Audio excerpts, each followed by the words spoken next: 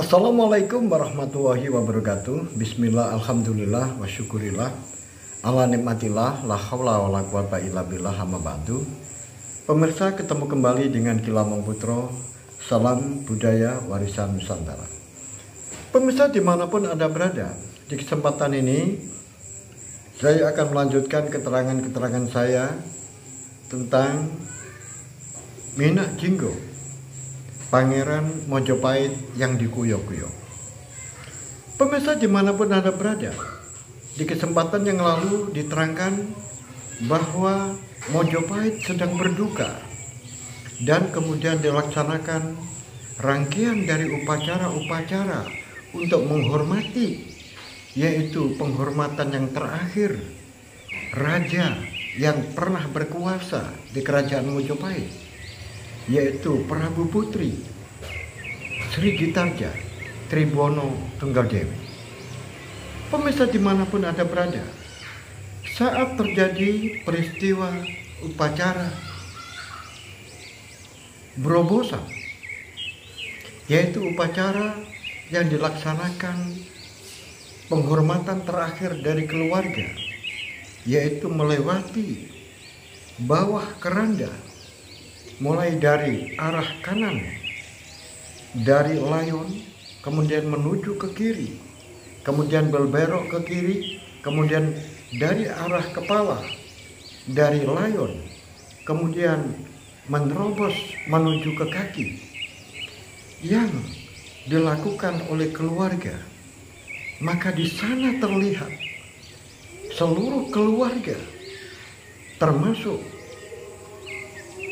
Permaisuri Padukasori, kemudian Kusuma Wardani, anak dari Prabu Hayam Wuruk, dan juga di sana ada Ajinoto Rojo atau Raden Wirabumi,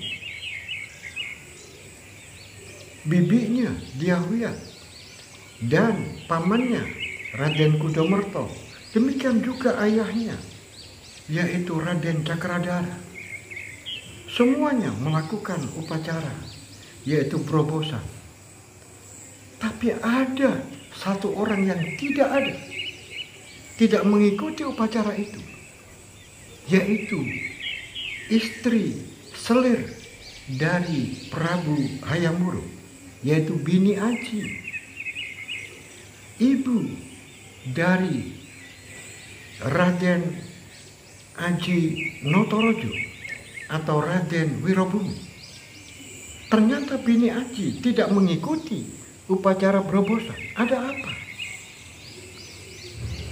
Upacara Pitrayatnya yang begitu anggun dan begitu meriah ternyata tidak diikuti oleh istri selir dari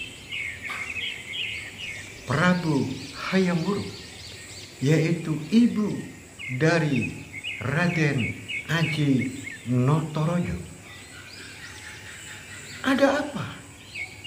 Pemirsa dimanapun Anda berada, setelah upacara berlangsung begitu meriah, tetapi di dalam upacara itu ada satu hal yang sangat-sangat menjadi perhatian orang yang hadir di saat itu. Saat Gajah Enggon sudah menyampaikan obor kepada Prabu Hayam Wuruk, kemudian obor yang ada di tangan Prabu Hayam Wuruk itu, dan obor itu sudah menyala, kemudian obor itu diserahkan kepada Aji Notorojo atau Raden Wirabumi, sehingga yang menyulut mayat pembakaran ini, maka yang menyulut adalah bukan Prabu Hayam Wuruk, tetapi putranya, yaitu Wirabumi atau Raden Aji Notorojo.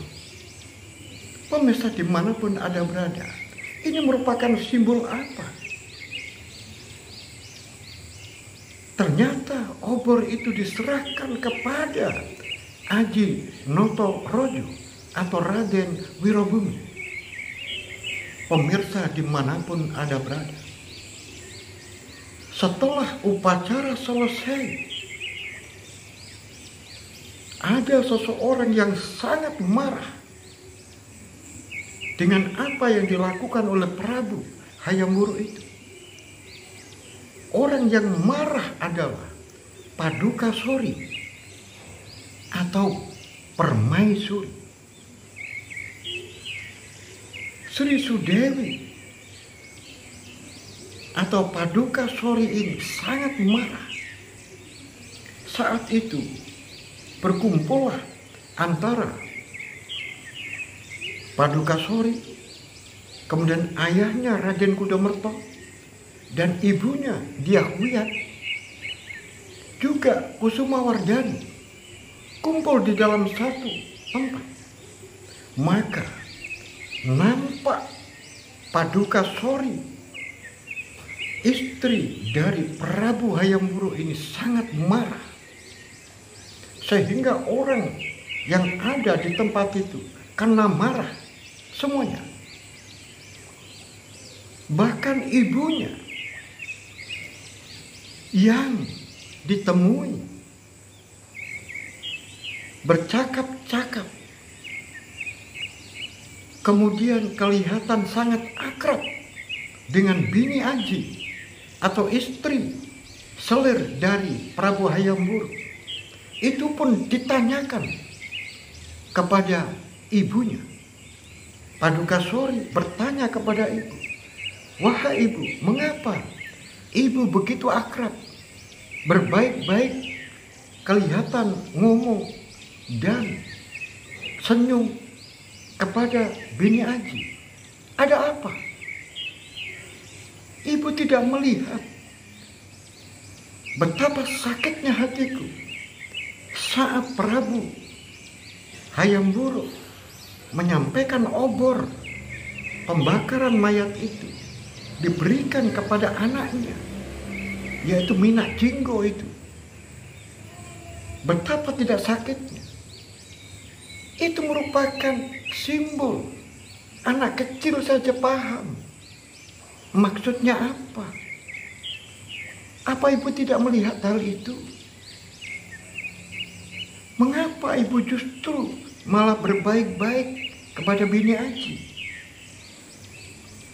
Lihat itu, obor yang diberikan kepada Raden Minak Jinggo itu menunjukkan bahwa simbol bahwa besok pada suatu saat kekuasaan Prabu Hayam Wuruk itu diberikan kepada Minak Jinggo itu. Apa ibu tidak melihat hal itu? Apa ibu tidak merasakan hal itu? Pemirsa dimanapun Anda berada, Dyah Wiyat yang sudah tua menunduk mendengarkan apa yang disampaikan oleh anaknya yang marah itu. Kemudian menanyakan sekali lagi tentang ibunya yang bercakap-cakap, berbaik-baik dengan Bini Aji. Ditanyakan lagi. Oleh sebab itu Kudamerto yang sejak tadi diam, akhirnya berkata, "Wahai anakku Sri Sudewi, biar aku yang menerangkan, bukan ibumu. Karena itu adalah ide dari saya. Itu adalah ide saya yang aku sampaikan pada ibumu. Apa maksudnya itu? Coba sekarang perhatikan. Tahu atau tidak, orang yang paling berkuasa di kerajaan Majapahit ini siapa? Orang yang sangat berkuasa di kerajaan Majapahit ini adalah suamimu, yaitu Prabu Hayam Wuruk. Di atas kekuasaan Prabu Hayam Wuruk sudah tidak ada. Apakah aku harus mempengaruhi suamimu? Apa kekuasaanku? Apakah ibumu yang bisa mempengaruhi suamimu? Tidak bisa. Orang yang paling berkuasa adalah suamimu. Sabdo Pendito Ratu. Ucapannya adalah undang-undang. Tidak bisa dilawan oleh siapapun. Nah, satu-satunya orang yang bisa didengar nasihatnya adalah Rakrian Mantri Mukia Gajah Mada. Tapi sayang, Gajah Mada sudah tidak ada. Orang yang paling didengar adalah Gajah Mada. Tapi sekarang tidak ada. Nah, oleh sebab itu, sekarang ini ada orang yang paling didengar oleh suamimu, Prabu Hayam Wuruk. Coba kamu teliti siapa orang yang paling didengar suaranya oleh suamimu, Prabu Hayam Wuruk. Dia adalah bukan Mahamantri Mukia Gajah Anggon, bukan. Tetapi satu-satunya orang yang bisa didengar oleh suamimu adalah Bini Aji itu. Nah, oleh sebab itu, ibumu dengan saya ini adalah menerapkan politik lunak, yaitu politik pendekatan. Kalau politik kekerasan dan kekuasaan, kita kalah kuasa dengan Prabu Hayam Wuruk, suamimu. Oleh sebab itu, ibumu saya perintahkan untuk mendekati, berbaik-baik. Dengan siapa? Dengan Bini Aji itu. Buktinya, hasilnya ada. Kamu tahu nggak? Bini Aji tidak hadir di dalam upacara berobosan. Bini Aji tidak hadir di dalam upacara ngaben atau pembakaran mayat. Itu adalah disebabkan karena Bini Aji dipengaruhi oleh ibumu dan menurut. Kamu jangan terlalu emosi. Kita semuanya mencari cara. Bukan kamu saja yang ingin supaya Kusuma Wardani ini diangkat menjadi Kumoro Rojo untuk menggantikan ayahnya besok menjadi raja. Bukan hanya kamu. Aku juga kepingin supaya cucuku yang lahir dari kamu, dari permaisuri, adalah menjadi raja, termasuk ibumu. Semuanya berkeinginan sama dengan kamu. Kamu jangan seperti itu. Jangan marah-marah seperti itu.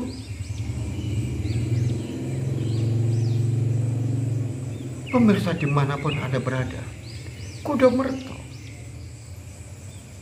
rupa-rupanya apa yang disampaikan oleh Kudomerto ini bisa masuk di dalam pikiran dan hati dari Sri Sudewi atau Permaisuri atau Paduka Sori. Tetapi tetap saja Paduka Sori tidak suka kalau ibunya berdekatan dengan Bini Aji itu. Pemirsa dimanapun Anda berada, akhirnya Kusuma Wardani diajak pergi oleh Paduka Sori ibunya. Tentu saja sekarang di ruangan itu tinggal berdua, yaitu antara Raden Cakradara dan ibunya, yaitu Dyahwira. Kemudian dua orang ini saling pandang, mungkin memperkirakan apa maksudnya. Anaknya langsung pergi. Ketika pergi, Sri Sudewi atau Paduka Sori ini mengatakan, "Aku pergi dulu, ayah, karena ada urusan penting. Ayo anakku, pergi." Kasar. Pemirsa dimanapun Anda berada, akhirnya Dyahwiyat dan suaminya Raden Kudamerto akhirnya masuk ke sebuah ruangan karena para emban dipanggil agar mempersiapkan, yaitu sebuah tempat, karena Dyahwiyat dan Raden Kudamerto ingin melakukan ritual pendekatan diri kepada Yang Maha Kuasa. Dan semuanya telah dilaksanakan. Pemirsa dimanapun Anda berada, sekarang kita ikuti Sri Sudewi ternyata menuju ke sebuah tempat, yaitu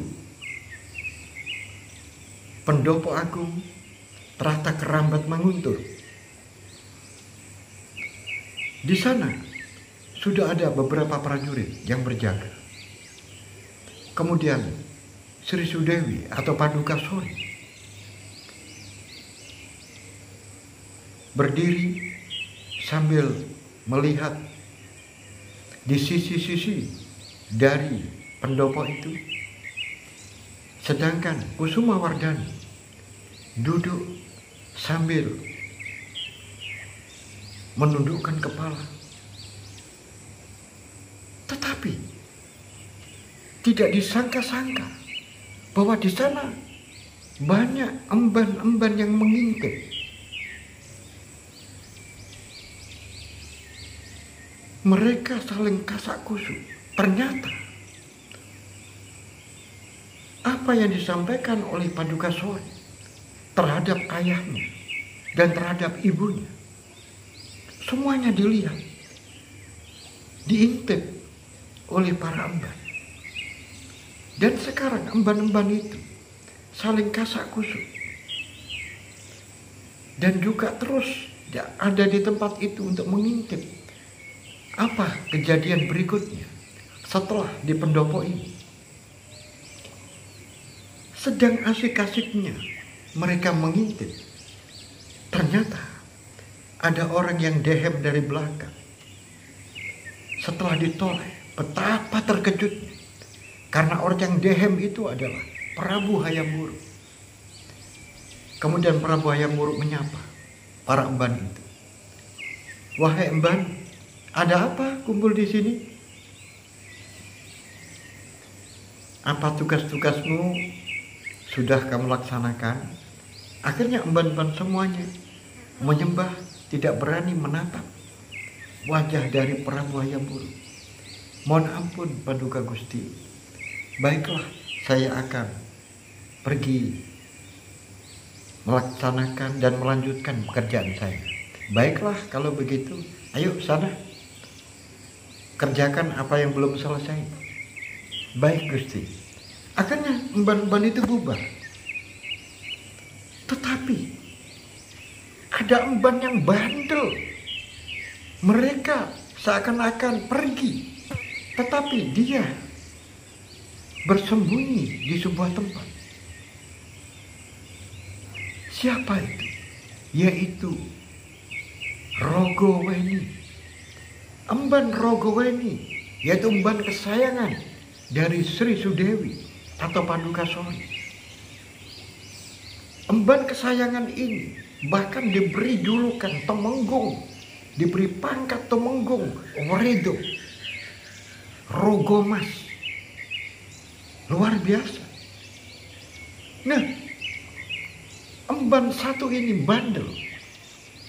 Dia tidak mau pergi, bersembunyi untuk mengetahui kejadian apa yang akan terjadi di Tratak Manguntur. Pemirsa dimanapun Anda berada, akhirnya Prabu Hayam Wuruk datang di Tratak Manguntur. Saat itu Sri Sudewi sudah duduk di kursi. Kemudian mengetahui suaminya sang raja ini datang. Biasanya kalau ada raja datang, langsung dia turun dari kursi, kemudian melakukan sembah sungkem, setelah itu kembali duduk. Tetapi kali ini Sri Sudewi tidak mau melakukan itu. Akhirnya Prabu Hayam Wuruk juga tidak duduk, tetap berdiri. Karena dia menunggu istrinya untuk melakukan kebiasaannya. Bahkan wajahnya pun tidak menatap suaminya. Rupa-rupanya Sri Sudewi sangat marah kepada suaminya. Dan hal itu dipahami oleh suaminya kalau istrinya sedang marah. Oleh sebab itu Prabu Hayam Wuruk kemudian memanggil putrinya. Wahai putriku, berdirilah. Maka Kusuma Wardani yang tadinya menunduk, akhirnya dia bangkit dan berdiri.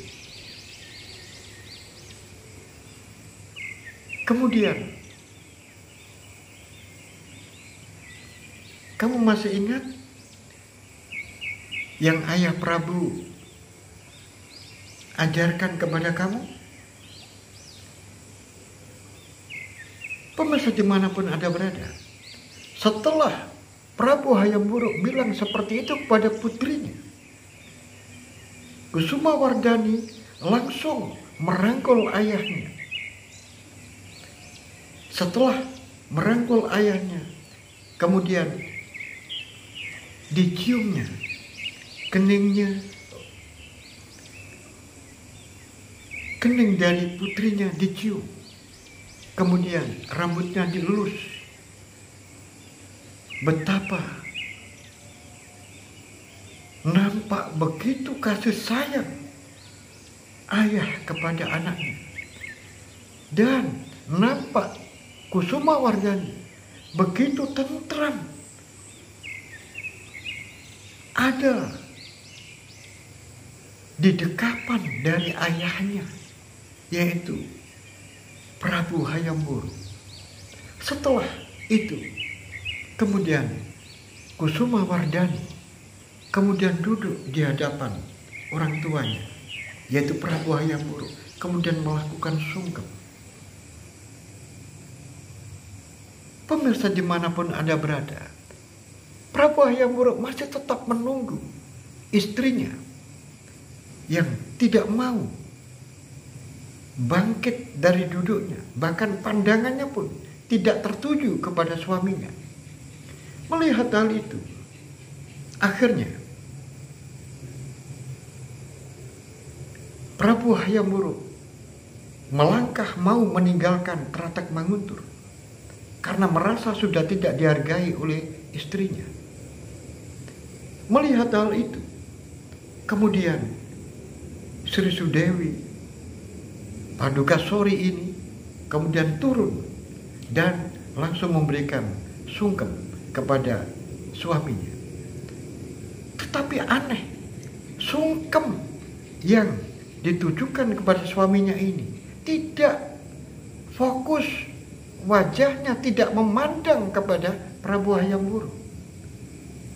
Prabu Hayam Wuruk merasa tersinggung, ini pelecehan. Tetapi karena Prabu Hayam Wuruk memahami istrinya yang sedang marah, maka tidak dipermasalahkan. Akhirnya Sri Sudewi duduk kembali di tempat semula. Kemudian Prabu Hayam Wuruk yang tadinya berdiri kemudian duduk, sehingga dua orang ini duduk di kursi yang sejajar. Dan kemudian Prabu Hayam Wuruk bertanya,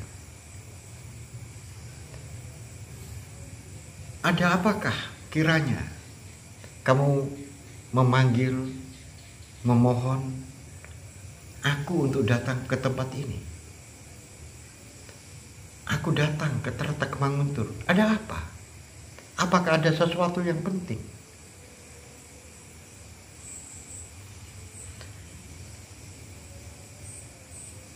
Sri Sudewi, permaisuri ini masih belum mau menatap wajahnya ke hadapan suaminya, yaitu Prabu Hayam Wuruk.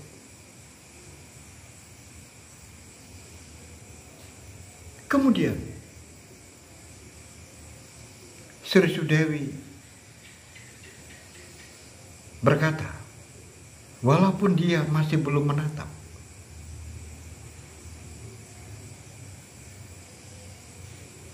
aku ingin bertanya kepada Kang Mas, apakah benar Kang Mas Prabu akan memberikan kedudukan Kumoro Rojo atau Pangeran Pati itu kepada Minak Jinggo? Pemirsa dimanapun Anda berada, langsung yang namanya Prabu Hayam Wuruk mendengar kata-kata itu langsung berdiri.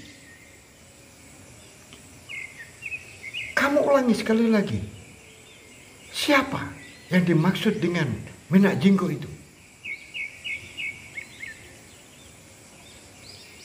Pemirsa dimanapun Anda berada, tiba-tiba Prabu Hayam Wuruk kemudian melangkah, kemudian memanggil dua prajurit ke sini.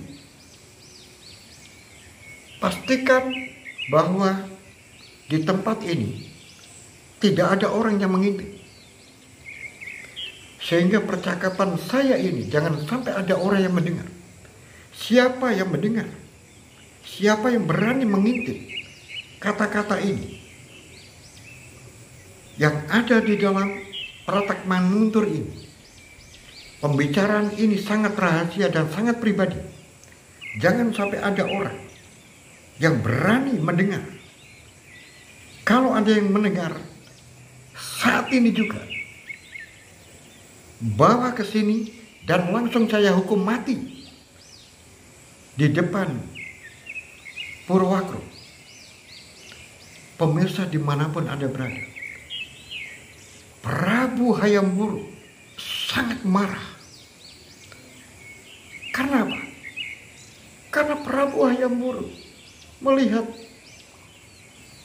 ada beberapa orang berkelibatan, yaitu emban. Tidak lain adalah Rogoweni.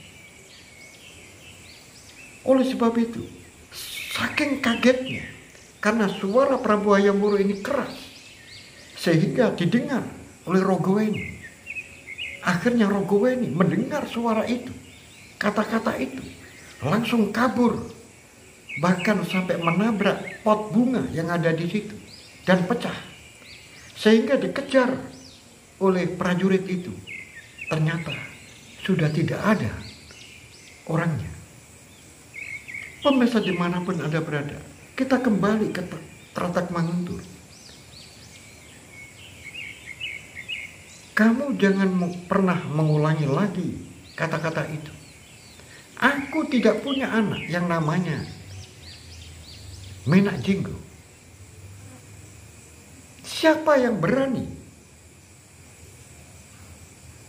memanggil anak saya Minak Jinggo, maka akan saya siapkan tali yang sangat kuat untuk menggantung orang itu di alun-alun, termasuk kamu. Pemirsa dimanapun Anda berada, marah benar. Akhirnya Prabu Hayam Wuruk mendatangi putrinya. Putriku, kamu adalah anakku yang aku sayangi. Aku tidak pernah membeda-bedakan antara kamu dengan adikmu, yaitu Raden Wirobumi, Raden Aji Notorojo. Tidak aku bedakan. Tapi ayah saat ini sangat membutuhkan di dalam kerajaan Mojopahit ini, anakku, yaitu orang yang kuat. Aku sangat rindu dengan Kakang Patih Gajah Mada. Aku ingin mencari orang yang seperti itu di kerajaan Mojopahit yang seluas ini. Tapi belum ada orang yang bisa menandingi kehebatan, kecerdasan, kekuatan, ketegasan dari Patih Gajah Mada. Belum ada. Bahkan kerajaan Mojopahit yang demikian luas ini, anakku, adalah warisan dari Kakang Gajah Mada. Aku yang diwarisi punya kewajiban untuk mempertahankan. Jangan sampai Majapahit yang ditinggalkan, diwariskan kepada aku luasnya tanah mulai timur sampai ke barat. Kemudian setelah aku mati, tidak ada yang bisa meneruskan perjuangan ini. Itulah mengapa aku mencoba ingin mencari sosok penggantiku adalah orang yang kuat. Ada yang mengatakan bahwa dipimpin oleh Prabu Putri bisa, karena Majapahit pernah dipimpin oleh Prabu Putri, yaitu nenekmu. Tapi nenekmu, baik itu Sri Gitar Jatribono Tunggaldewi atau nenekmu Dyahwiyat saat itu yang menjadi Raja Kembar, itu disebabkan karena didampingi oleh orang kuat, yaitu Paman Patih Gajah Mada, sehingga kerajaan bisa begitu kuat. Nah, sekarang ini mencari sosok Patih Gajah Mada belum ketemu. Oleh sebab itu, aku bertanya kepadamu, anakku, apakah kamu kepingin menjadi Prabu Putri? Dan apakah kamu bisa mengukur kekuatanmu kalau kamu bisa menggantikan aku? Kusuma Wardani yang ditanya oleh ayahnya menunduk sambil memejamkan mata, sedangkan ibunya terus memandang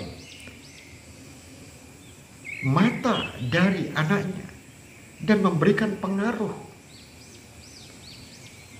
Oleh sebab itu, Kusuma Wardani memejamkan mata dan menunduk supaya tidak terpengaruh oleh ibunya. Wahai anakku, katakan yang ada di dalam hatimu. Jangan pernah kau menghiraukan orang lain. Katakan saja di dalam hatimu itu. Jangan terpengaruh oleh orang lain. Kalau biru, katakan warnanya biru. Kalau merah, katakan warnanya merah. Biar Kanjeng Romo benar-benar akan mempertimbangkan. Kanjeng Romo, sungguh seandainya aku bisa dipercaya untuk memikul tanggung jawab sebagaimana tanggung jawab yang dipikul Romo sekarang, merupakan sebuah kebahagiaan buat saya. Tetapi Kanjeng Romo, aku tidak bisa mengukur kekuatanku. Apakah aku bisa atau tidak? Karena tanggung jawab yang Kanjeng Romo pikul itu begitu berat. Oleh sebab itu Kanjeng Romo, aku tidak bisa mengukur kekuatanku. Apakah aku bisa atau tidak? Pemirsa dimanapun Anda berada, jawaban Kusuma Wardani yang seperti itu menjadikan Paduka Sori benar-benar jengkel di dalam hati. Karena jawaban itu tidak tegas. Jawaban itu mengambang. Oleh sebab itu,